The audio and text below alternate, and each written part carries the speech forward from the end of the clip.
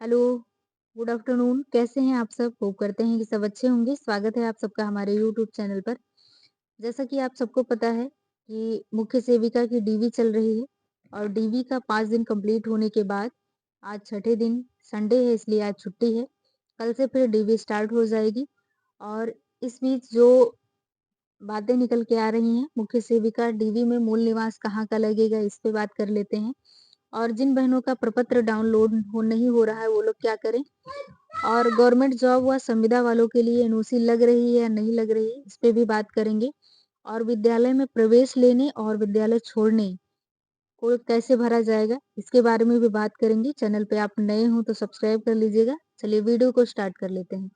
जैसा कि आप सबको कल भी बताया गया था कि मुख्य सेविका डीबी में मूल निवास कहाँ का लगेगा, इसके बारे में कल वीडियो में जिक्र किया गया था। लेकिन फिर भी एक बार फिर से बात कर लेते हैं। देखिए, जो लोग शादीशुदा हैं बहनें, वो लोग अगर अपना ईडब्ल्यूएस पति के साइड का लगाई हैं, तो उनको जो है ससुराल का जो निवास है, वो नहीं लगाना है। अपना निवास प्रमाण पत्र उनको अपने मायके साइड का लगाना है। जो वहाँ पे डीवी करवा रहे हैं, जो पैनल के लोग बैठे हैं, उनका कहने का मतलब ये है कि आप जो है आर्थिक आधार पर आरक्षण ले रहे हैं, तो कहीं ऐसा तो नहीं है कि आप किसी और प्रदेश के निवासी हैं, उत्तर प्रदेश में आकर के अपना जो है आरक्षण ले रहे हैं। तो कहीं तो ऐसा तो नहीं है, इसलिए आपको मायके पक्ष का लगाना ज़रूरी है।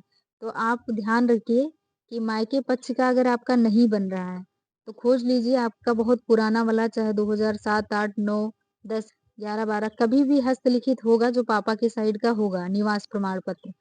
अगर वो भी है तो भी लेके जा सकते हैं। अगर वो नहीं है आपके पास, तो आप क्या करिए, एक आख्या टाइप का होता है जिसमें ये लिखवाना रहेगा कि फला नाम आपका है और आपके पुत्री फला नाम, पापा का नाम, उसमें फला एड्रेस, गांव वगैरह जो भी है आपका मायके का एड्रेस है, वो लिखवा करके लेखपाल से साइन मोहर करा लीजिए। वही आप ला करके जमा कर दीजिएगा। आख्या टाइप का रहेगा, वो लग जाएगा आपका, तो वही मान्य हो जाएगा। फिर उसके बाद में आप क्या करिएगा, अ, जो जिनकी शादी हो गई है, अगर ईडब्ल्यूएस उनके लिए तो कोई दिक्कत ही नहीं है, क्योंकि ईडब्ल्यूएस उनका मायके का साइड का, तो उसमें ऑलरेडी लिखा हुआ है कि आप उत्तर प्रदेश के निवासी हैं। फिलहाल उनको भी जो है पिता साइड का निवास लगाना है, वो अपना लगा लेंगे। बाकी जो ओबीसी, एससी, एसटी की बहनें हैं जिनकी शादी हो गई है, वो जाति प्रमाण पत्र में तो निर्धारित हो ही जाता है कि वो मायके साइड का है, एड्रेस उनका उसके निवासी हैं। लेकिन फिर भी आप क्या करेंगे कि आपका भी कोई पुराना अगर होगा लिखित वाला, तो वही लगा दीजिएगा। अगर नहीं है तो आप वही आख्या टाइप का बनवा लीजिएगा मायके साइड का, तो कोई दिक्कत होगी नहीं, वही जमा हो जाएगा। अब बात कर लेते हैं कि जिनका प्रपत्र डाउनलोड नहीं हो रहा वो लोग क्या करें। तो देखिए, अगर आप जाएंगे वहां पे आपको मिलेगा यूपी, गूगल पर सर्च करिएगा यूपी SSC .gov.in करके आपको ये वाली लिंक आप ओपन करेंगे। यहाँ पे स्क्रॉल करके आप नीचे जाएंगे, वहां पे दिख रहा होगा मुख्य सेविका। मुख्य सेविका का जो डाउनलोड करने के लिए दे रहा होगा, उसमें आपका अ, लगेगा पंजीकरण संख्या, यानी कि रजिस्ट्रेशन नंबर लगेगा और आपकी डीओबी लगेगी। फिर आपको खोलने के लिए ऑप्शन दे देगा। फिर भी जिनका डाउनलोड नहीं हो रहा है ये सब करने के बाद भी, तो थोड़ी देर बाद डाउनलोड करिए। डाउनलोड होगा 13/2/2025 तक अभी वो डाउनलोड होगा। जिनका नहीं हो रहा है उनका नेटवर्क इशू की वजह से नहीं हो रहा होगा। बाद में आप थोड़ी देर बाद खोलेंगे तो बिल्कुल खुल जाएगा। खुल रहा है, सबका निकल रहा है।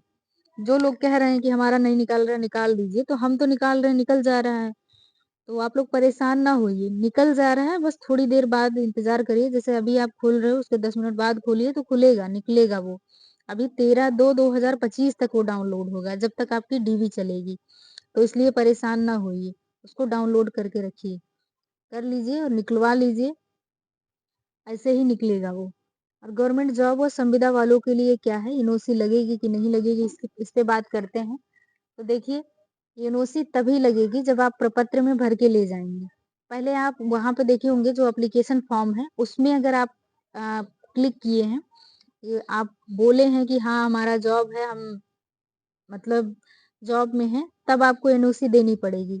और अगर आपको फॉर्म भरने के बाद जॉब लगी है, अगर आप प्रपत्र में लिख कर के विवरण देते हैं कि हाँ, हमारी जॉब लगी है, तब आपको एनओसी देनी पड़ेगी। प्रपत्र में आप नहीं भरते हैं, तो आपको एनओसी नहीं देनी है, चाहे वो संविदा का हो, चाहे वो गवर्नमेंट जॉब का हो, चाहे जो भी हो। आप अगर एनओसी उसमें वहाँ कल डीवी जब हुई है, तो वहाँ पे ऐसा कहा गया है कि अगर आप लिखे हों, प्रपत्र में भरे हों, तब जो है आपको यहाँ पे आप देख पा रहे होंगे, यहाँ दिया हुआ है। इसमें इसमें आपको कार्यालय के फॉर्म याद में पूर्ण जानकारी उम्मीदवार अगर काम किया हो, जहाँ जैसा भी हो, इसमें अगर आप भरे हों, अगला प्रपत्र में आप देखें यहाँ पे, यहाँ दिया हुआ है। अ, विगत एवं वर्तमान नियुक्तियों का विवरण, अगर इसमें आपने कुछ नहीं भरा है, तो आपको एनओसी नहीं लगानी है क्योंकि बिहार की कई बहनों ने अपना डीवी कराया है, तो वो एनओसी नहीं लगाई हैं। क्यों नहीं लगाई हैं? क्योंकि उन्होंने प्रपत्र में नहीं भरा है। उन्होंने पूछा कि मैम क्या हम एनओसी ना दें तो चल जाएगा? तो उन्होंने बोला कि प्रपत्र में नहीं भरी हो, तब नहीं लगा सकती हो, कोई दिक्कत नहीं है। तो आप भी अगर प्रपत्र में नहीं भरते हो, तो नहीं लगाना है, कोई दिक्कत नहीं है, उसके लिए ज़ोर-ज़बरदस्ती नहीं है। तो इसलिए परेशान मत होइए, अगर आपने प्रपत्र में नहीं भरा है कहीं भी, तो आपको नहीं भरना है। अब आगे देख लेते हैं छोड़ने का, विद्यालय छोड़ने का। यहाँ पे आप देख पा रहे होंगे, यहाँ आपको लिखना है, विद्यालय प्रवेश का दिनांक लिखना है और विद्यालय छोड़ने का दिनांक लिखना है। तो आप यहाँ पे क्या करोगे, प्रवेश में 9th का आप लिखोगे, 9th में जब आपने एडमिशन लिया, क्योंकि 9th और 10th आप छोड़ सकते नहीं स्कूल, एक ही स्कूल में आपको पढ़ना पड़ता है 9th और 10th। अगर 9th और 10th एक ही स्कूल से पढ़ा है, तो 9th का प्रवेश आप जो 9th में प्रवेश लिए हो, वो दिनांक भरना है और जब आप 10th छोड़े हो, तब आपका भरना है। अगर नहीं छोड़े हो, तो कोई दिक्कत नहीं है। आप यहाँ पे प्रवेश कई बच्चे ऐसे हैं कि जो 9th से लेके 12th तक एक ही विद्यालय में पढ़े हैं, तो 9th वाला डेट यहाँ पे डाल दीजिएगा, यहाँ हाई स्कूल और इंटर का, यहाँ 9th का डेट डाल दीजिएगा और छोड़ने का डेट वही डाल दीजिएगा। दोनों के सामने वही एक ही, कि आपने जब 12th का आपका इशू डेट हुआ था, मार्कशीट इशू हुई थी, तो वही डेट यहाँ पे डाल दीजिएगा। और 9th में जो प्रवेश लिए थे, वो डेट यहाँ डाल दीजिएगा, चाहे जिस सन में आप लिए हो 9th। ये नहीं कि 9th के पास वाला ईयर, क्योंकि जब हम लोग स्टार्टिंग में पढ़ते थे उस टाइम, जब मेरा 9th और मेरा नहीं आप सबका भी, तो सबका एडमिशन जुलाई में ही होता था। तो ध्यान रखिएगा कि जिस ईयर में आप पास किए हो वो वाला ईयर ना, उसके 1 साल पहले वाला ईयर भरिएगा। क्योंकि अगर आपने 9 अ, जो 9वीं 9th पास किया है, वो 2009 में पास किया है, तो 2008 जुलाई में आपने 9 में एडमिशन लिया होगा, तभी आपने 9 जो है 2009 में पास किया है, 9th 2009 में पास किया होगा। इसलिए ये चीज़ें ध्यान रखिएगा और गड़बड़ी मत करिएगा, ध्यान से भरिएगा। वैसे ही सेम इसका भी करना है, स्नातक का। स्नातक का आपने फर्स्ट ईयर में जब एडमिशन लिया था, वो डेट याद करके यहाँ भरिएगा और छोड़ने वाला डेट भी यहाँ पे ठीक से भरिएगा। अब बातें हमें लगता है कि पूरी समझ में आ गई होंगी। एक छोटी-सी वीडियो थी, मिलते हैं किसी नेक्स्ट अपडेट के साथ, तब तक के लिए धन्यवाद।